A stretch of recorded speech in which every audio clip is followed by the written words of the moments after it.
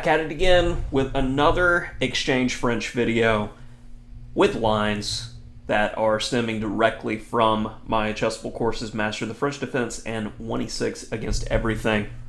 So let's go ahead and get to the topical position. And so many people don't play the French Defense because they're like, oh, these positions are so dry. I'm sorry, but with all of the actual dry positions that are out there in chess, we'll say all we've done is trade a pawn. And if you remember the rule, never symmetrical position, you'll have some fun. So let's continue. Bishop d3, let's break symmetry immediately. Knight c6, hitting the d4 pawn, already getting a concession. c3, and now bishop d6. Very important. I do not want to put the knight on f6. I don't, because it's going to encourage white to just pin, and it's an annoying position. So we go bishop d6 in order to get optimal development. If white goes knight f3, I'll pin it. He goes h3 to stop me from doing this idea, and I go with the flexible knight g to e7. So why is it so important, knight g to e7 versus knight f6? If bishop g5, the very strong f6 move can take place, and it's a bit annoying because now white has to make a decision. Here, if a move like queen h5 is played, g6 is good because the knight is also controlling that square, and if, for instance, queen h5, we can take anyway. That's all she wrote there. Queen c2, I play h6, knight e2, castles, and we're about to have some fun in the position. Bishop e6, solid position for both sides, but white signals the big attack. And now, I know that white's looking to castle queenside and throw pawns.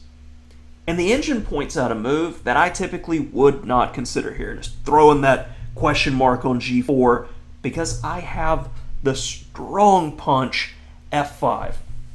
Normally, playing on the side of the board where you're being attacked is throwing gasoline in the position.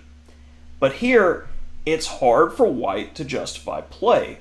f4 could be a move, and if they decide to take, knight takes f5 is quite annoying. White's very far behind in development, and if you play a move like, I don't know, knight d2, knight takes e3, followed by queen h4 check, we're taking away castling privileges, and we're invading on the f2 square. Understanding it's likely going to be an opposite side castling position, I'll say, okay, a5, I'm going to attack on the other wing. Now, I haven't ruined anything yet. My opponent goes knight d2, and here f5 yet again needs to be played, but I miss this concept and say, all right, you want to castle queenside? Rook b8, I'm going to attack you. Now, what white should do is go f4, speed up his attack, keep the king in the middle. I've got to go f5 and rook g1, and here white's got the better of it by a smidge, and we can fight with b5. An interesting game will ensue. But since my opponent castled queenside, now pendulum shifts way back to me with the advantage with the natural attack of b5. Let's keep it going. b4. He tries to stop me with c4, but how can we keep this going? Find the way to make this attack work on the queenside. b3. Have it. Because if he plays a move like a takes b3, we're going to play knight b4, and it's a move so nice we want to do it twice. The knight's going to come back again to b4, and the attack is going to continue. In the main game, after b3, my opponent plays knight takes b3. I should definitely throw in d takes c4 here, but knight takes d3. He should play the nice in-between move c5. I still have a big advantage there after knight takes b2, but queen takes d3 allows for the support. And there goes one piece. And the opponent should be looking to frantically attack me on the king side, because that's the only shot when you're down material like this. So I'm going to shut things down as efficiently as I can. Knight d5. So if you sacrifice, I'm going to be able to play queen f6 supported by the knight. If I trade queens, we can shake hands. The game's done. Knight d5 also, in the meantime, threatens to capture the piece that could sacrifice. We see knight c3, and I say to myself, which one's going to be more dangerous, the bishop or the knight? I clip the knight with check, and then go bishop d5, because I know the queen needed to take, drawing the queen away from the attack on my king side, and with this bishop well cemented here, I'm gaining some time and keeping an eye over here. Rook hg1.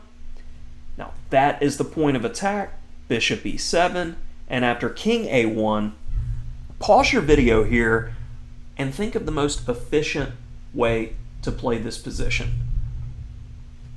So hopefully you took some time here and you've been following along with videos for a while and you know to look at the most aggressive moves first. I myself have been missing it in the last video and this one. I just can't find the aggressive moves once I'm satisfied being a piece up. But here, bishop takes a3 would have been a wonderful combination, as accepting bishop e4. Chef's kiss. a4 is what I played because I like just securing that pawn. g5, and I'm not worried because this was part of the plan. h4, I can take it. And he wants to threaten checkmates. Queen f6, I'll just take away that square.